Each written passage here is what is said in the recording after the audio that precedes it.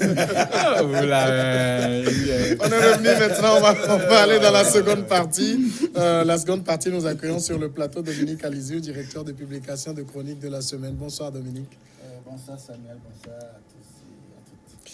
Nous allons évoquer donc cette affaire des députés français missionnés sur la restitution des biens mal acquis. Le gouvernement français a missionné 2 députés pour remettre à plat le dispositif de confiscation des avoirs criminels et examiner la question de la restitution des biens mal acquis aux populations victimes.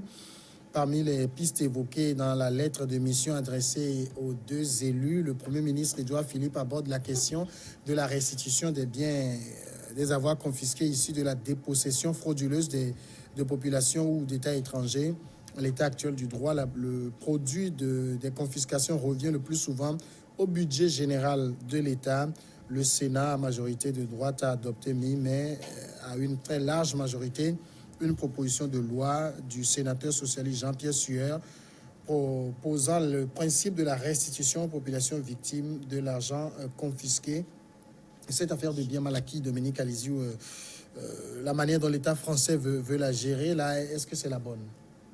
Moi, je crois que c'est de très bons comédiens parce que au moment où on investissait, on achetait ces immeubles, on déposait des milliards dans leur banque qui a généré qui leur ont permis de rouler là-dessus pour avoir beaucoup de gains. Ils n'ont rien dit. Et c'est maintenant qu'ils se réveillent un beau matin et disent ah ouais, il faut regarder. Au fait, c'est ce qu'un ancien ministre me disait que lui, quand il voit des gens déposer leurs sous dans les banques européennes, lui, il s'étonne parce que tu déposes, quand tu viens déposer, on te voit, on t'apprécie, même la banque même de faire des propositions qu'incitant à déposer davantage, à déposer plus. Et un beau matin, lorsqu'ils vont voir que tu es tombé en disgrâce, là, on se réveille et dit, mais au fait, tu as trouvé l'argent là où? Mais quand je venais déposer, vous m'avez pas posé la question, j'ai trouvé l'argent là où? C'est maintenant que vous trouvez. Donc, au fait, c'est une manière un peu cynique de gérer. Et ça, c'est bien fait aussi pour certains de nos dirigeants et certains Africains qui croient que, c'est un paradis où il faut aller laisser les sous, construire, faire des trucs, alors que cet argent pouvait être également investi sur le continent. Pourquoi pas? Mais malheureusement, et je crois que ça doit interpeller les uns les autres à comprendre que, avec ces blancs-là, il n'y a rien de sérieux. Parce que moi, je dis, si on doit mettre une commission, c'est une commission qui doit demander à Sarkozy les milliards qu'il a pris chez Kadhafi. Ah oui, c'est ça, avant d'aller le tuer. Mais donc, on ignore ça et on dit, ouais, parce que, moi, je crois que ce n'est pas une bonne initiative en tant que telle, mais je crois que c'est bien fait pour ceux qui pensent que c'est un lieu sûr où il faut aller investir, débourser des milliards, alors que, votre continent, le continent se meurt, et il n'y a pas alors que le continent a besoin. Curieusement, nous allons demander aux Blancs de venir investir. Mais si curieux que ça puisse passer, nous aussi, nous allons déposer le sous là-bas. Dans les paradis fiscaux. Oui, mais alors, on se demande qui investit pour qui. Donc, c'est un peu... Alors, pasteur, ici, la question qui est étudiée, c'est que généralement, ces gens de ce qu'ils appellent bien mal acquis doivent être reversés à l'État, mais ils veulent contourner cela en disant qu'il faut maintenant restituer cela aux populations qui ont été spoliées. C'est très subtil parce que après ça va prendre la forme d'assistance où eux-mêmes ils vont envoyer des experts qui seront grassement payés sur ces fonds. Non, qu'est-ce qu'on fait finalement? Non, je crois que Dominique a fait tout à l'heure de parler de comédiens. Il y a de la comédie. Il y a de la comédie en ce sens que ces biens deviennent mal acquis quand le jour où on met ça dans leur banque, c'est mal acquis, c'est bien acquis. Non, c'est bien acquis quand? C'est la question qu'on peut leur poser d'abord. Il faut qu'ils nous répondent. Non, je crois que c'est une manière de dire au peuple d'Afrique que finalement, la France est en train de penser au peuple d'Afrique. Parce que les biens qui ont été spoliés, les biens volés par les dirigeants, leur sont retournés. Mais là, ils disent comment ils vont le faire au peuple. Vous vous rappelez des fonds de Mobutu? En Suisse, un peu partout.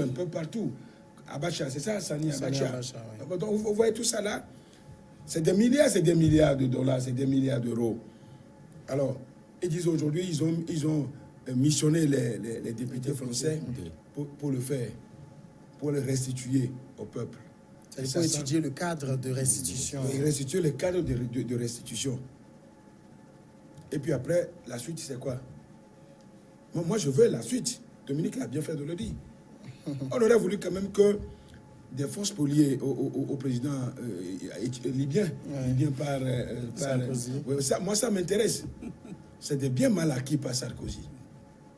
Ça nous intéresse.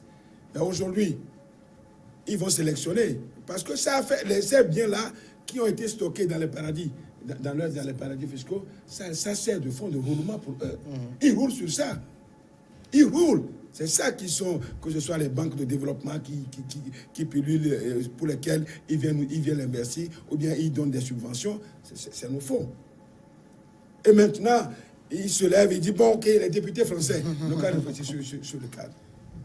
Moi, je crois que si la France veut nous aider, c'est le jour où les gens viennent poser pour la première. Le jour où ils déposent, on dit comment vous l'avez acquis. Là, Immédiatement.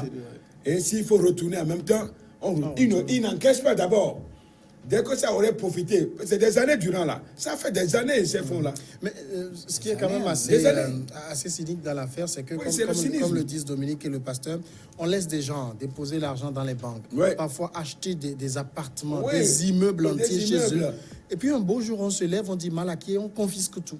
Des immeubles. Oui, le cas récent de... Pour lesquels on paie des impôts. Oui, le cas récent de Dodoro Obiang, de son fils, le président équatorien qui est là. En 2007, on a confisqué c'est bien. Des voitures, des appartements. Et tout ça là, aujourd'hui, on parle de bien mal acquis. C'est vrai, une phrase m'a intéressé où on parle de la restitution au bénéfice des populations spoliées. Alors, si ça doit se faire, quelle est l'alchimie, quelle est la stratégie adoptée pour que cette restitution au niveau, aux populations spoliées soit faite?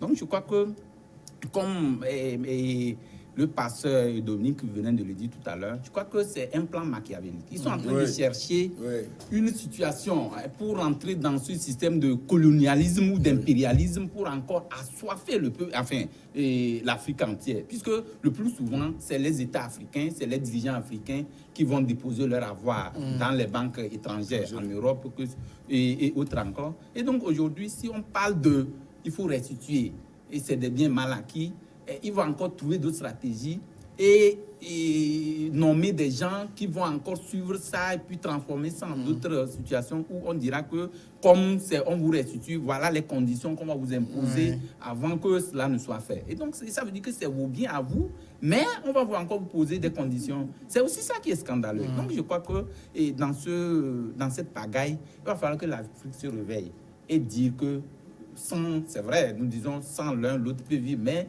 dans ce cas de figure, il va falloir que l'Afrique fasse beaucoup attention pour que, au lendemain de ces réactions qui viennent de l'extérieur, les choses puissent se prendre dans les règles de l'art.